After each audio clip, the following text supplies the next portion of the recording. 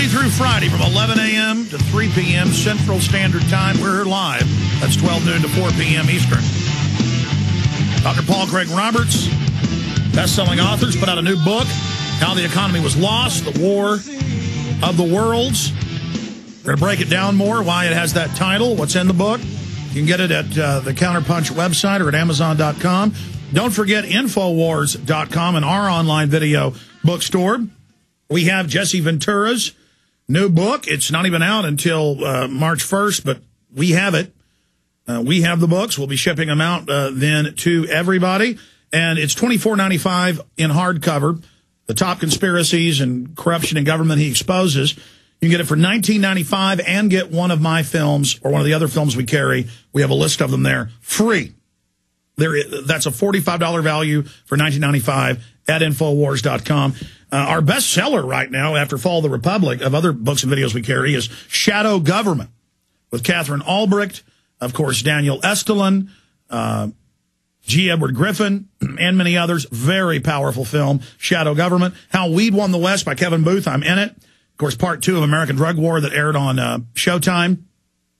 This exposed the government narcotics trafficking, how they now want to restrict vitamins and minerals. Canada's already starting it, just like marijuana. It's a 10th Amendment issue, How Weed Won the West, now shipping at Infowars.com, have some specials. And, of course, Fall of the Republic, the preeminent film on the entire globalist takeover, the banking scam, the environmental fraud they used to tax people. Fall of the Republic, discounted massively at Infowars.com. Okay, going back to Dr. Paul Craig Roberts, you got cut off by the break. You were talking about how the economy's falling apart. They know this. They're squeezing the public. I saw an article you wrote about we're now a police state. We should probably get back into that. Clearly, they've made the decision, and I have it in Citibank document I'm going to cover in the next hour after you leave us, where they've made the decision to make us paupers as a tool of control and to enrich themselves. So they're not adopting your solutions, and we're going to go over more of those. How then, Dr. Paul Craig Roberts, do you see this unfolding? 3.5 months ago, you predicted that the euro would go down first, the dollar would go up when the carry trade reversed. You explained that, but then it would also start sucking the dollar down next. That's now happening. Gold's going back up really fast. So look into your economic crystal ball if you can and try to give us an idea of where this is going. Well, Alex, I think the one check, if there is a check on this unaccountable government power that we are faced with that's trying to roll us up, the one check on them is how long the dollar will last. And if it doesn't last long enough, that is, if it loses its acceptability as the world currency, they won't be able to pay for their empire.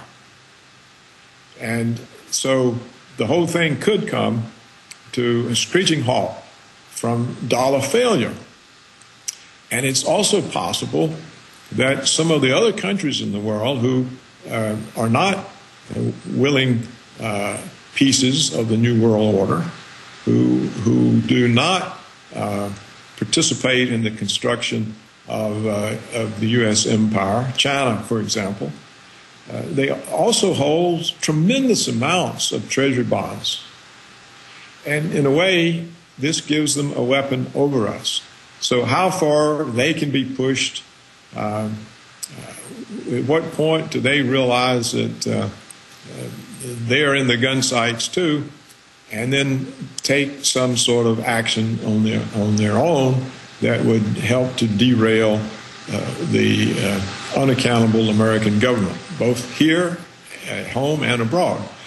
Now, what's the American government doing? As far as I can tell, the plan is to hem in Russia with anti-ballistic missile systems on its border, to turn former constituent parts of the Russian Empire into the American Empire with American military bases, and in this way try to negate Russia's military potential, their nuclear deterrent, and shove them out of the way in this way. And so that is one of Washington's greatest goals. The next is to build up the war against Iran. They want to attack Iran. It's the last remaining independent country in the Middle East.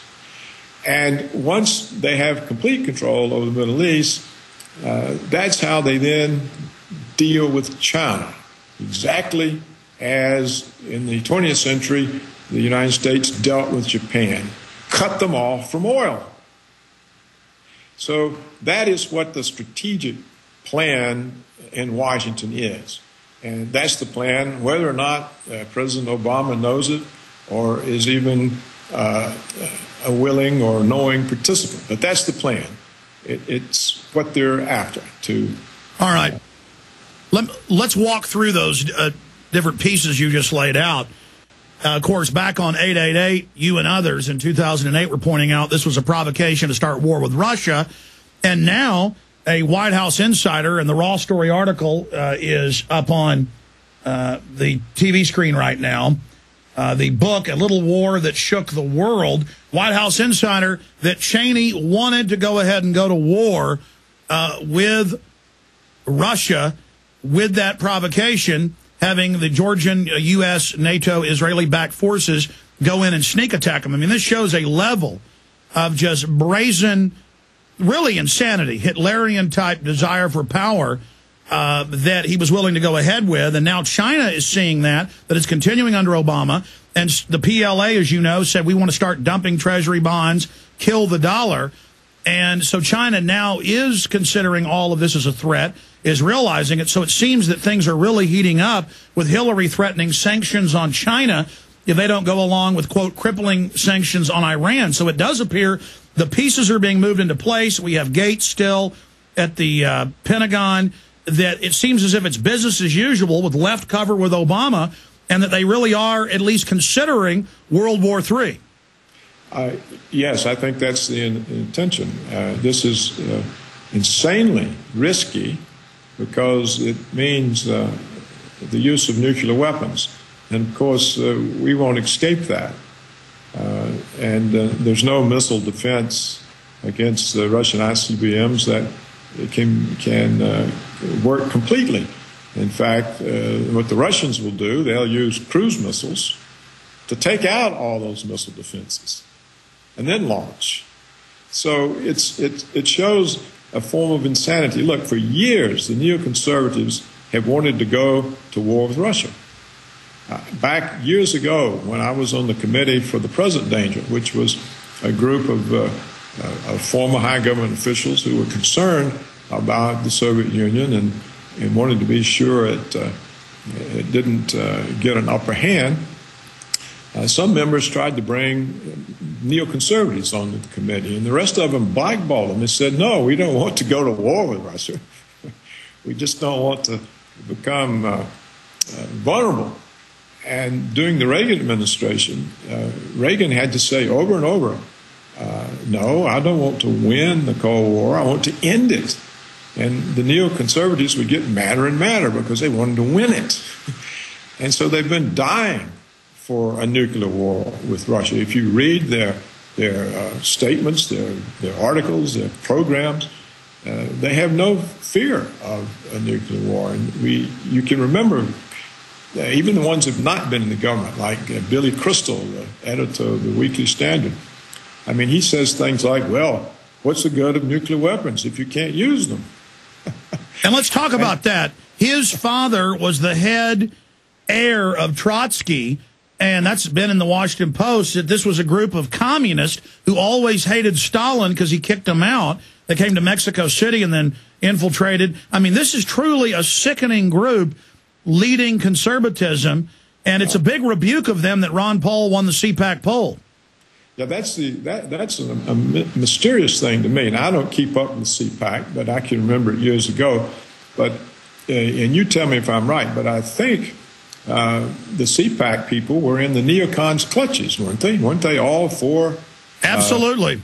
And now all of a sudden, so what that seems to show is that some of the people have woken up, have caught on, and things look less hopeless if people wake up and catch on, which is one of the reasons I so much admire you do a better job of informing people than the mainstream media does. And so if people catch on, that is another constraint. And if the catching on is growing, then the constraint on the government grows. Now, that doesn't mean they won't try to roll over everybody, but it may not be an easy thing to do. It's a large country. And what's happening because of the economy, they're killing the economy. In fact, they've been killing it for 10 years. You know, look, Alex, at the beginning of this century, first years of this new decade in the 21st century,